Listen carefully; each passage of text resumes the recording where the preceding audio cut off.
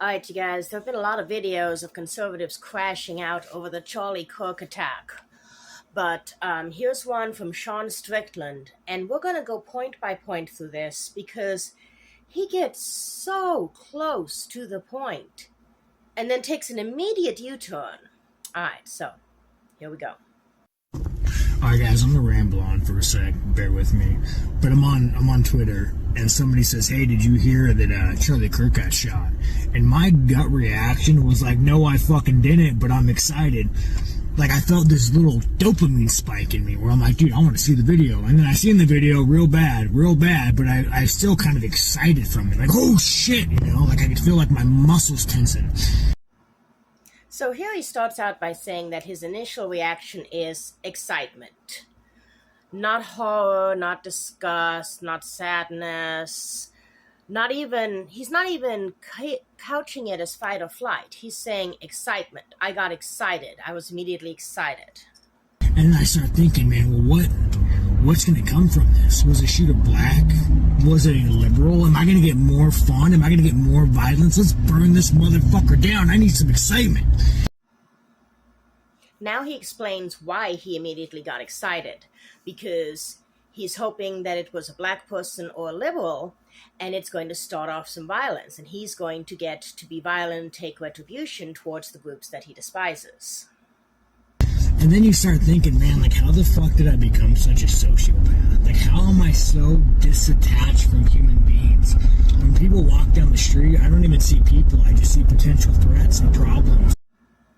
So here he takes a moment to acknowledge how sick and unhealthy that response is, and he calls it sociopathic.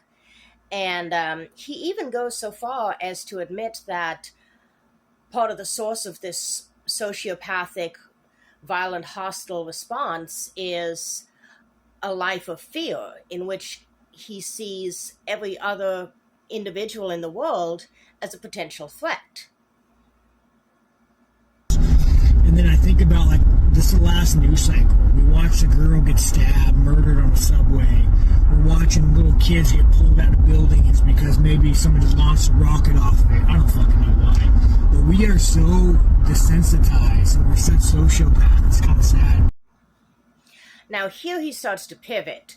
Rather than taking any personal responsibility for his feelings, his actions, or his outlook, rather than delving any deeper into the vulnerabilities and fear that would cause him to have such a hostile outlook towards other human beings, he immediately starts to pivot and lay blame elsewhere. He's going to put it initially on the media and overexposure to violence and say that's what makes him this way.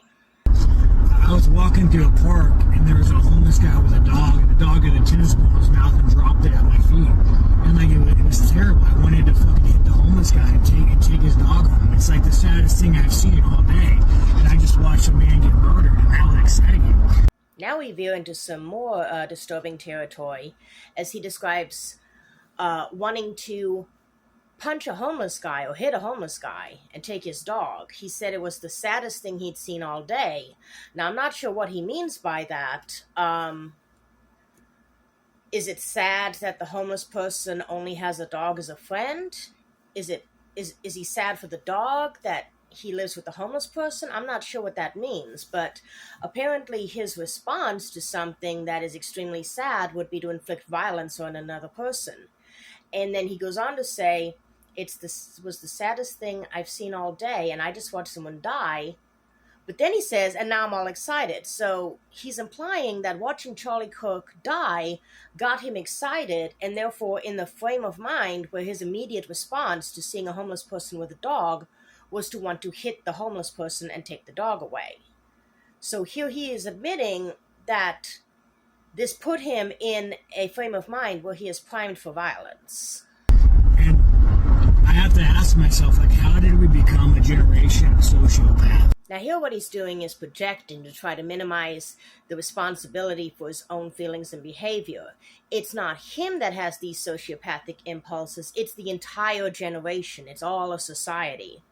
So that's another way that he tries to project blame. It's not me, it's society, and also avoid any personal repercussions or responsibility for what he's saying. And then I think about the 90s, and I think about the early 2000s, the second Iraq War. And I think about how the government, linked up with video games to make Call of Duty, and we would stay up until fucking all hours of the night with our friends, shooting each other. Guns are cool, war is cool, death is cool. And slowly they just manipulated us to be sociopathic consumers, and the only thing we want is stuff and things.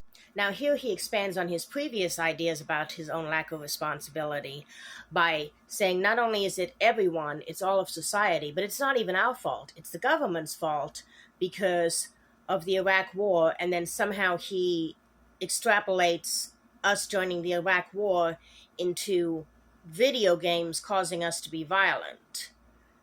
But all of this is just to say that it's not his fault, because he has to find someone to blame if it's not his fault, so of course it's the government. Stuff and things. And it's so sad that we let these people ruin America, and it's like taking the soul from us. They took God from us. They've taken everything from us, and we're just mindless sociopathic consumers. I don't know how to fix it, but I don't know, man. It's sad. It's frustrating. It's just sad.